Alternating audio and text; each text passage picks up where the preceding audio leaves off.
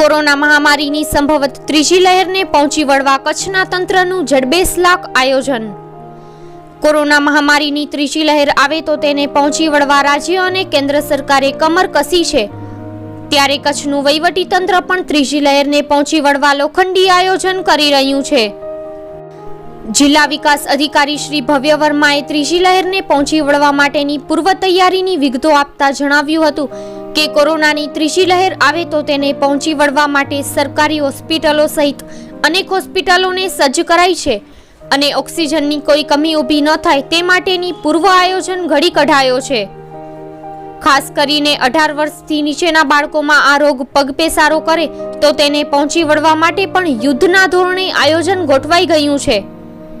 ત્યારે ત્રીજી લહેરમાં ઓછામાં ઓછું નુકસાન થાય તે માટે સરકારી તંત્ર સજ્જ છે।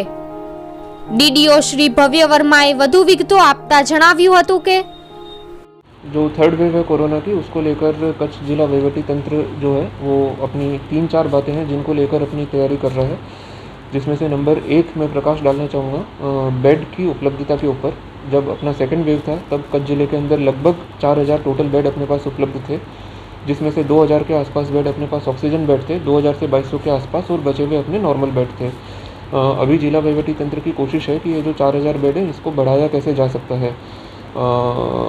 थर्ड वेव के लिए अलग से 2-3 फील्ड हॉस्पिटल्स अपन आइडेंटिफाई कर रहे हैं जहाँ पर एक साथ 300-400 की कैपेसिटी की उपलब्धता हो अपने पास, और इसके अलावा जीके है वो अपने पास अवेलेबल रहेगा। ये है नंबर ऑफ बेड के ऊपर, और इसके अलावा फिर कोशिश की जाएगी कि ये सभी बेड्स में से मैक्सिमम ऑक्सीजन बेड अपन किस तरीके से तैयार कर सकते हैं। तो ये है पॉइंट नंबर 1 अपना बेड को लेकर। पॉइंट नंबर 2 मैं कवर करना चाहूँगा ऑक्सीजन को लेकर। सेकेंड वेव के टाइम कच्छ ज़िले के अंदर जो ऑक्सीजन की मैक्सिमम कंजम्पशन हुआ था वो हुआ था एक दिन के लगभग 4500 सिलेंडर। 100 सिलेंडर मिलकर अपना 1 मेट्रिक टन बनता है। तो अगर अपन इसको एमटीज़ में देखें तो लगभग 45 से 50 एमटी के बीच का कंजम्पशन अपना एक दिन में हुआ था। सेकेंड वेव ख़त्म होने के बाद अपने को गवर्नमेंट ऑफ इंडिया और गवर्नमेंट ऑफ गुजरात से कुछ ऑक्सीजन प्लांट मिले हैं, कुछ CSR में से अपने को ऑक्सीजन प्लांट मिले हैं, और कुछ 2-3 प्लांट्स ऐसे हैं जिनका ऑर्डर अपने DMF फंड में से अपने किया जा रहा है। तो ये सभी जितने भी प्लांट्स होते हैं इनको कंबाइन करके प्लस अपना जो एग्जिस्टिंग 5-6 प्रोड्यूसर्स हैं कच्छ में, उनको कंबाइन करके जो टोटल कैपेसिटी है उसको हम लेकर हम प्लानिंग कर रहे हैं कि कितना कैपेसिटी अपन एक्सटेंड कर सकते हैं। ये है ऑक्सीजन को लेकर। ये सारा जो प्लांट कमीशनिंग का प्रोसेस है वो अपना अभी ऑलरेडी चालू है। शिशु वाटिका को लेकर एक पॉइंट ये है इसके अंदर कि बहुत सारे एक्सपर्ट्स हैं जिन्होंने बोला है कि जो थर्ड वेव है वो अपने 18 से नीचे उम्र के जो बालक हैं उनको ज़्यादा अफेक्ट कर सकती है। इसको ध्यान में रखते हुए गवर्नमेंट ऑफ गुजरात की भी ये गाइडलाइन है कि हर गवर्नमेंट हॉस्पिटल जो है या फिर हर एक जो बड़ा हॉस्पिटल है उसके अंदर एक पीडियाट्रिक वार्ड अलग से इस्टेब्लिश किया जाए। पीडियाट्रिक वार्ड जो होता है उसकी ज़रूरतें कुछ एक अलग होती हैं। दाखिला तरीके पीडियाट्रिक वेंटिलेटर अलग होता है नॉर्मल वेंटिलेटर से, तो उन सारी चीज़ों को ध्यान में रखते हुए पीडियाट्रिक वार्ड अलग से इस्टेब्लिश किए जाएंगे, और उन वार्ड के अंदर पीडियाट्रिक वेंटिलेटर वगैरह जो है वो भी अलग से इस्टेब्लिश किए जाएंगे। जिला वहीवटी तंत्र ने एक एस्टिमेट बनाया है कि अपने को कितने नॉर्मल वेंटिलेटर और कितने बच्चों के वेंटिलेटर की ज़रूरत पड़ सकती है, वो एस्टिमेट अपने पास है, और उसको ध्यान में रखते हुए उनकी जो खरीदी की जो प्रक्रिया है वो अभी चालू में है। देखिए इसके बारे में कुछ कहा नहीं जा सकता है कि कब आएगी, कितना सीवियर होगा, इसके बारे में कुछ नहीं कहा जा सकता है। ज़्यादातर एक्सपर्ट्स ने ये बोला है कि देयर इज़ अ पॉसिबिलिटी कि थर्ड वेव आएगी अपने पास।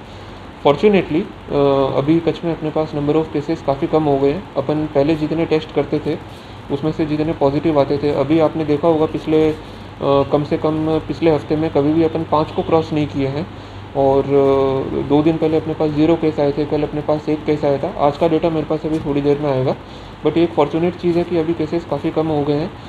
अब इन चीज़ों को ध्यान में रखते हुए थर्ड वेव कब आ सकती है उसका कुछ अंदाज़ा नहीं लगाया जा सकता है, लेकिन हाँ जैसे ही हमारे को लगता है कि हाँ भाई केसेस अचानक से बढ़ने लग गए हैं तो हमको उसका एक स्टार्टिंग का इंडिकेशन मिल जाएगा कि हाँ भाई this is the starting of something wave. Teleconsultation की सेवा हमने चालू करी थी उन लोगों को ध्यान में रखते हुए जो कि घर पर आइसोलेटेड हैं या फिर उनको घर पे किसी भी तरीके के सिम्टम्स भी हैं, चाहे वो कोरोना के हों या किसी के भी हों, और वो कुछ सेवा प्राप्त करना चाहते हैं। उसके लिए अपने 2 डॉक्टर हायर किए थे। सरकार का जो 21 अप्रैल 2021 का GR था उसको ध्यान में रखते हुए अभी हमने ऑब्जर्व किया है कि पिछले महीने भर से लगभग नंबर ऑफ़ कॉल्स जो हैं उनकी संख्या एकदम ख़त्म हो चुकी है। हार्डली दिन का कोई 1-2 कॉल आता है कोरोना स्पेसिफिक, और नंबर ऑफ़ केसेस भी अपने पास एकदम कम हो गए हैं। तो हाल फिलहाल हमको लग रहा है कि इसकी ज़रूरत नहीं है।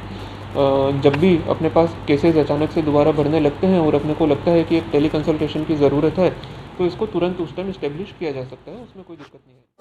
શ્રી બુઢારમોરા જૂથ ગ્રામ પંચાયત કચ્છ કાનૂન એન્ડ ક્રાઇમ મેગેઝિનને 19 વર્ષ પૂર્ણ કરી 20 વર્ષમાં પ્રવેશ પ્રસંગે હાર્દિક શુભકામના. સરપંચ મુકેશભાઈ વીરાભાઈ સથવારા, યુવા સરપંચ, મંત્રી શ્રી અંજાર તાલુકા ભાજપ. કચ્છ કાનૂન એન્ડ ક્રાઇમ મેગેઝિનને 19 વર્ષ પૂર્ણ કરી 20 વર્ષમાં પ્રવેશ પ્રસંગે શુભકામના. અબ્રેમાન જુશબભાઈ તુર્ક, સરપંચ, અસલમ તુર્ક ઉપસરપંચ, અજયસિંહ જાડેજા તલાટી તેમજ સદસ્યગણ તરફથી શુભકામનાઓ. દ્રબ ગ્રામ પંચાયત, ગામ દ્રબ, તાલુકો મુન્દ્રા, કચ્છ.